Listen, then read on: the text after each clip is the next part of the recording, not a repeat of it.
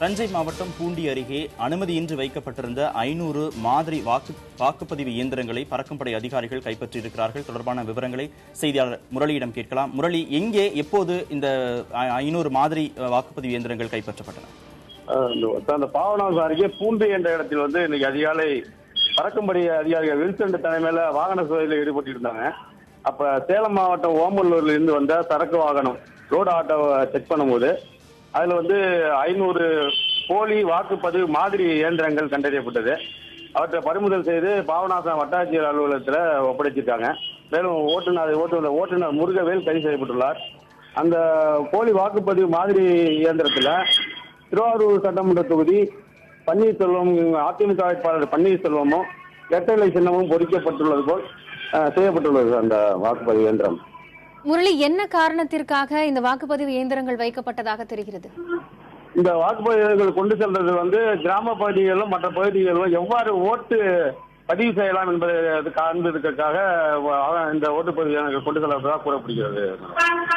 இல்ல, எவ்வாறு வாக்களிக்கணும் அப்படின்னு பொதுமக்களுக்கு விழிப்புணர்வை ஏற்படுத்த வேண்டியது தேர்தல் ஆணையத்தின் பணிகள்.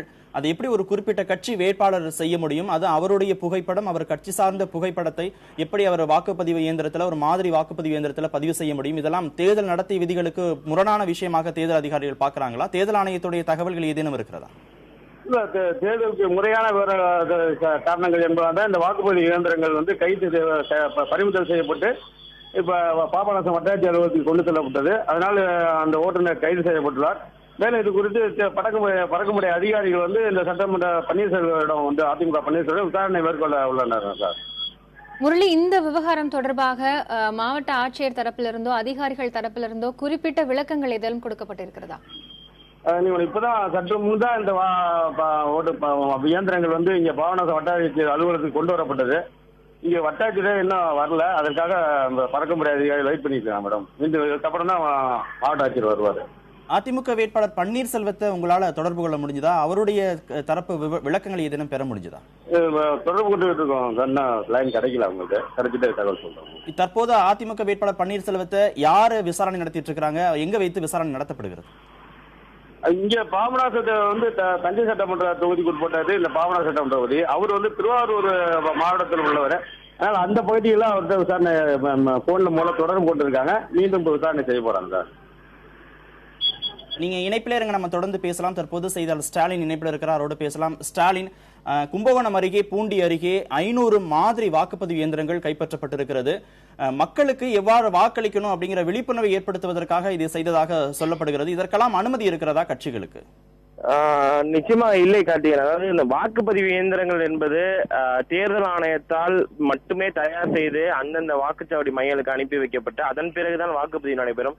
இது போன்ற சூழலில் தற்போது அந்த தஞ்சை மாவட்டம் பாபநாசம் அருகே இது போன்ற அந்த கார்ட்போர்டாலான அந்த வாக்குப்பதிவு இயந்திரங்கள், ஒரு மாதிரி வாக்குப்பதிவு இயந்திரங்கள் மட்டும்தான் தற்போது பிடிபட்டுள்ளதாக ராஜேஷ் லக்கானி தற்போது தெரிவித்துள்ளார். அதாவது சுமார் 100க்கும் மேற்பட்ட இது போன்ற மாதிரி வாக்குப்பதிவு இயந்திரங்கள் மூலம் மக்களுக்கு விழிப்புணர்வு ஏற்படுத்த, அதாவது எந்த கட்சிக்கு எந்த வரிசையில் அந்த வாக்குப்பதிவு இயந்திரத்தில் அந்த வேட்பாளருடைய பெயர் உள்ளது, சின்னம் உள்ளது என்பது குறித்து மக்களுக்கு தெரியப்படுத்தவே இது போன்ற விஷயங்களில் கட்சியினர் ஈடுபடுவதாகத்தான் தேர்தல் ஆணையம் தெரிவித்துள்ளது. அதாவது ஆனால் இதுக்கு முழுவதுமாக தடை செய்யப்பட்டுள்ளது.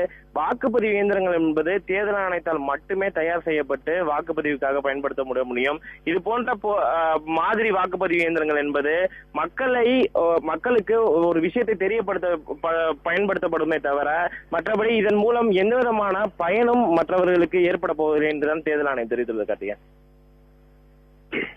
ஸ்டாலின், நீங்க குறிப்பிட்டிருந்த மாதிரியே இந்த விஷயத்துல மக்களுக்கு விழிப்புணர்வு ஏற்படுத்துறதுக்காக செய்யப்பட்ட விதம் தானே அந்த மாதிரி வாக்குப்பதிவு இயந்திரம்ங்கிறது. அப்ப இந்த விவகாரத்துல ஏன் நடவடிக்கை எடுக்க வேண்டும்?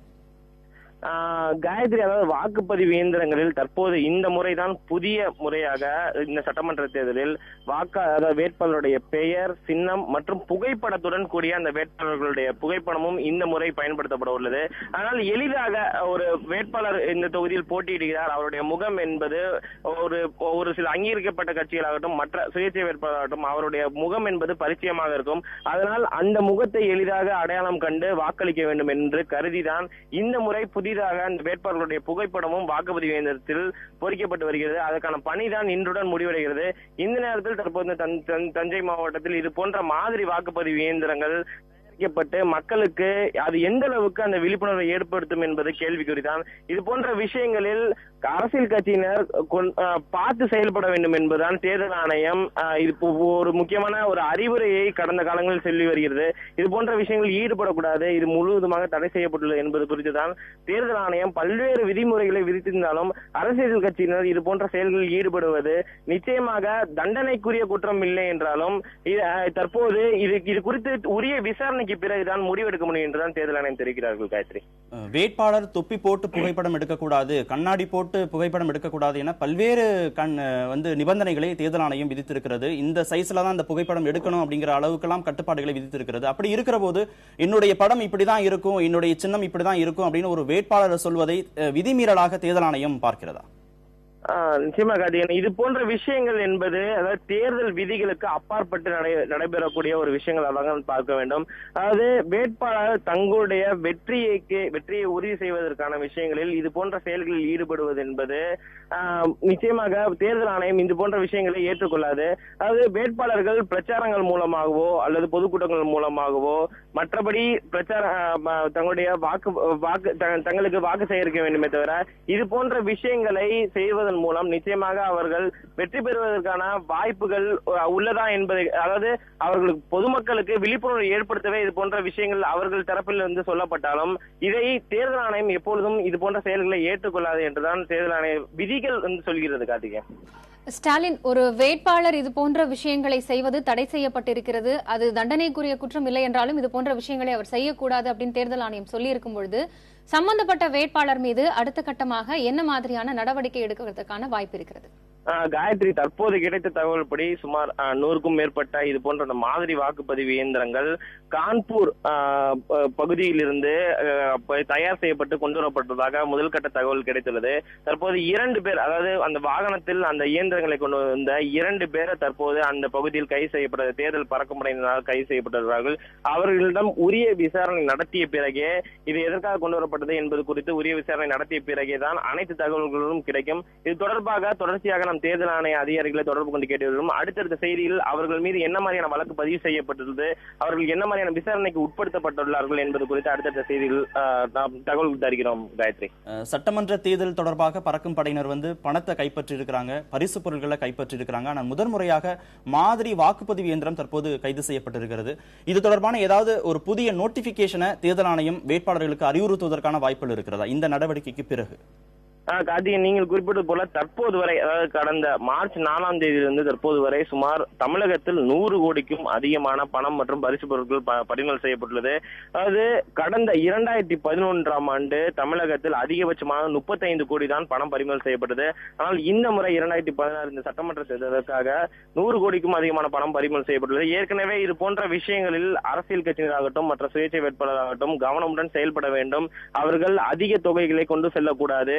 எந்த விதமான பண பரிமாற்றம் இருந்தாலும் அது அரசியல் அதனை கணக்கு காட்ட வேண்டும், அந்த செலவினங்களை உரிய முறையில் காட்ட வேண்டும் என்று தேர்தல் ஆணையம் அறிவித்துள்ளது.